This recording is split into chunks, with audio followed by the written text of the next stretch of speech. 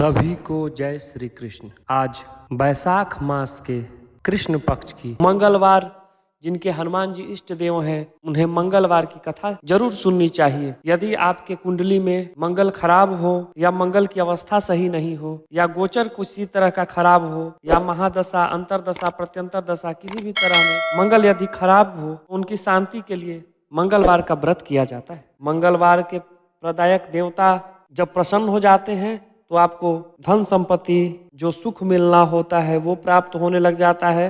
सौभाग्य से पुत्र पुत्री प्राप्त होता है। अगर आप किसी से लड़ाई झगड़े में फंसे हैं तो आप उस पर विजय प्राप्त करते हैं।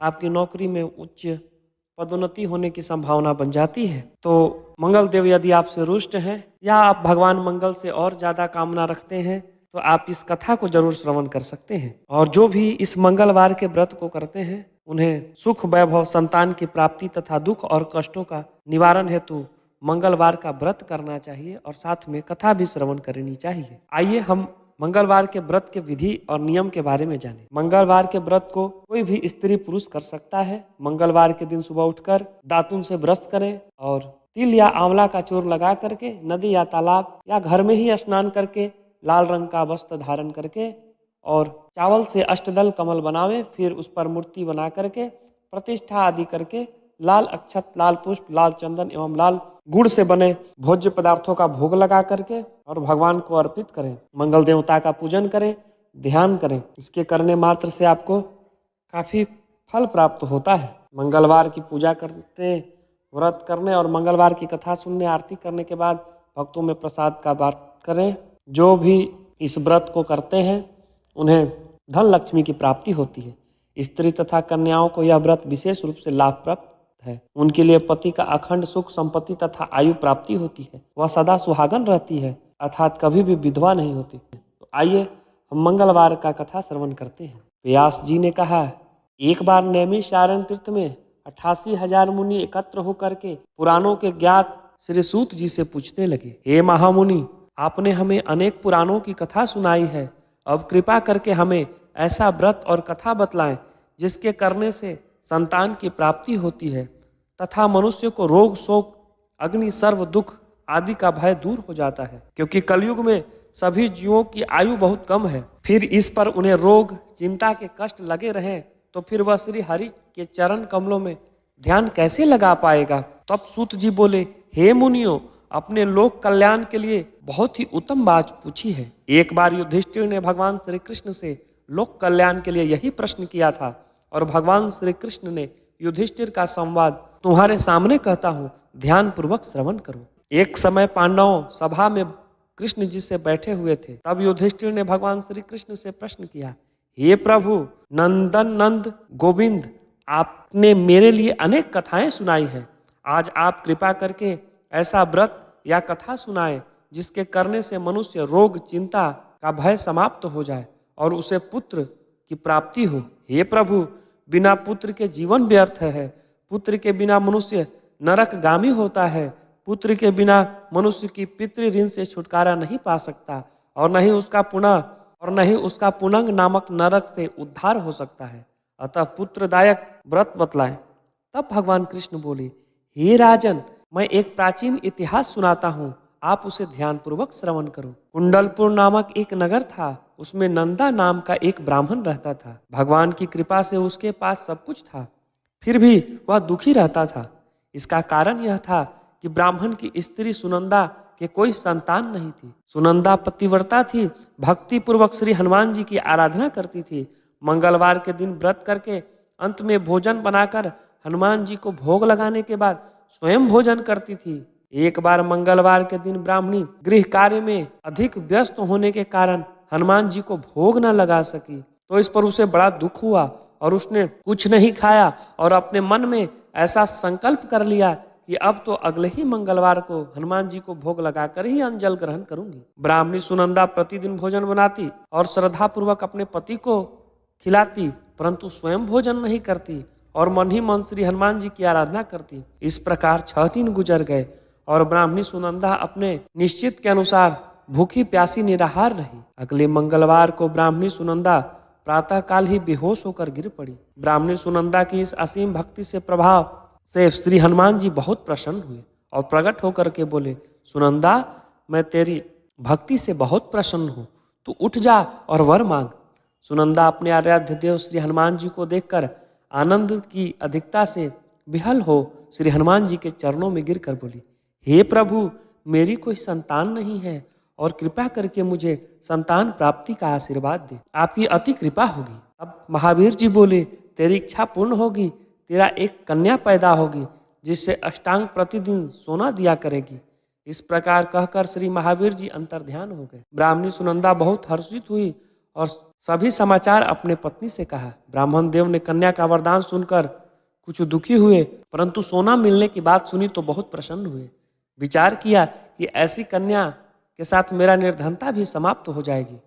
श्री हनुमान जी की कृपा से वह ब्राह्मणी गर्भवती हुई और 10वें महीने में उसने बहुत ही सुंदर पुत्री प्राप्त हुई। यह बच्ची अपने पिता के घर ठीक उसी तरह बढ़ने लगी जिस प्रकार शुक्ल पक्ष का चंद्रमा बढ़ता है। 10वें दिन ब्राह्मण ने उसे बालिका का नाम संस्कार कराया।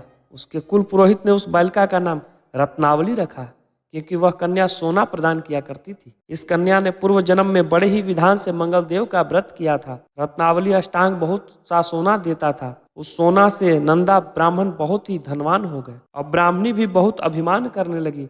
समय बीतता रहा। अब रत्नावली 10 वर्ष की हो चुकी थी। एक दिन जब नंदा ब्राह्मण प्रसन्नचित था, तब सुनंदा ने अपने पति से कहा, हे पुत्री रत्नावली, विवाह के योग्य हो गई है, अतः आप कोई सुंदर योग्य वर देखकर इसका विवाह कर दे। यह सुनकर ब्राह्मण बोला, अभी तो रत्नावली बहुत छोटी है।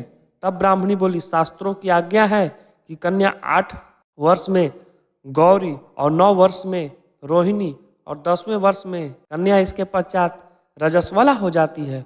और गौरी के दान से पाताल लोक की प्राप्ति होती है, रोहिणी के दान से वैकुंठ लोक की प्राप्ति होती है, कन्या के दान से इंद्रलोक में सुखों की प्राप्ति होती है। अतः हे पतिदेव, रजस्वला का दान किया जाता है तो घोर नरक की प्राप्ति होती है।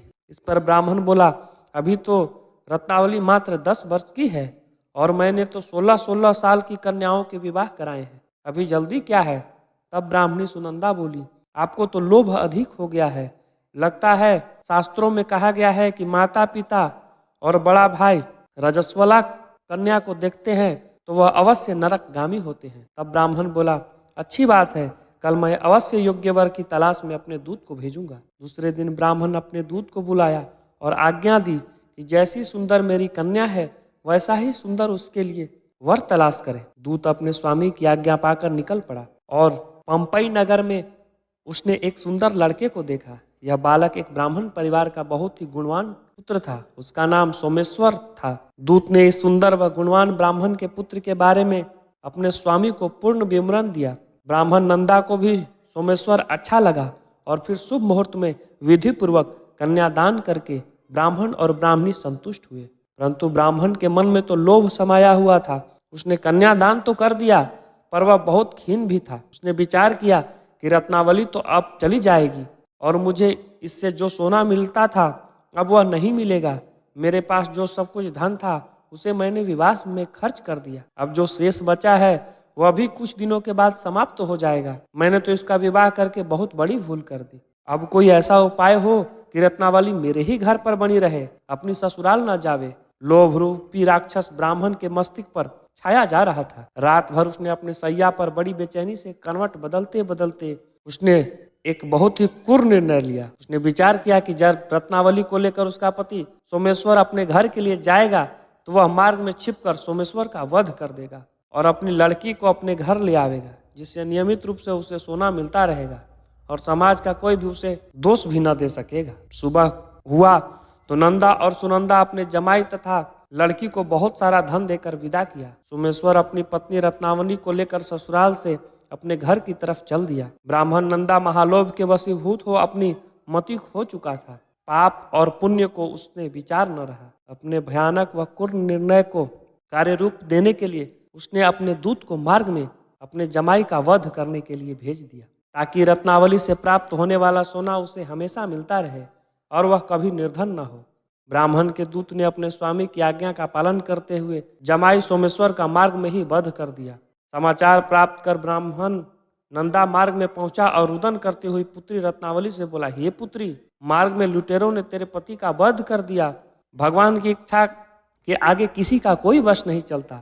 अब तू घर चल, वहां पर ही रह, शेष जीवन व्यतीत कर। जो भाग्य में लिखा था वही होगा।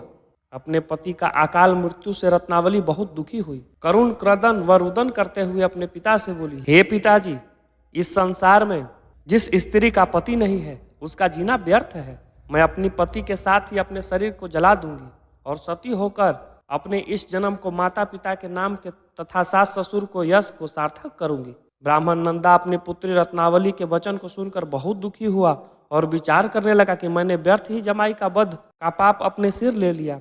रत्नावली तो उसके पीछे अपने प्राण तक देने को तैयार है। मेरा तो दोनों तरफ से मरण हो गया। धन तो अब मिलेगा नहीं। जमाई वध के पाप का फलस्वरूप यम यातना भी भुगतनी पड़ेगी। यह सोचकर वह बहुत खिन्न हुआ। सोमेश्वर की चिंता बनाई गई रत्नावली सती होने की इच्छा से अपने पति का सिर अपने गोद में लेकर चिता पर बैठ गई। जैसे ही सोमेश्वर की चिता में अग्नि लगाई गई, वैसे ही प्रसन्न हो मंगल देव वहां प्रकट हुए और बोले, हे रत्नावली, मैं तेरे पति को भक्ति से बहुत प्रसन्न हूँ, तू वर मांग। रत्नावली ने अपने पति का जीवन दान मांगा। तब मंगल देव बोले, रत्नावली, तेरा पति अजर अमर है, यह महाविद्वा भी होगा और उसके अतिरिक्त तेरी जो इच्छा है वह वर मांग। तब रत्नावली बोली, हे ग्रहों के स्वामी, यदि आप मुझ पर प्रसन्न हैं तो मुझे यह वरदान दीजिए कि जो मनुष्य मंगलवार के दिन प्रातः काल लाल फूल लाल चंदन से पूजा करके आपका स्मरण करे, उसको रोग व्याधि न हो, स्वजनों का कभी भी वियोग न हो, सर्प अग्नि तथा शत्रुओं का भय न रहे। जो स्त्री मंगलवार का व्रत करे वह कभी विधवा न हो। मंगलदेव तथास्तु कहकर अंतर्ध्यान हो गए।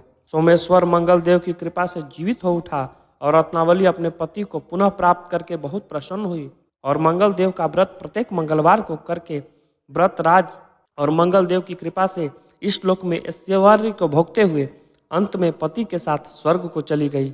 इस प्रकार इति श्री मंगलवार व्रत कथा समाप्तः।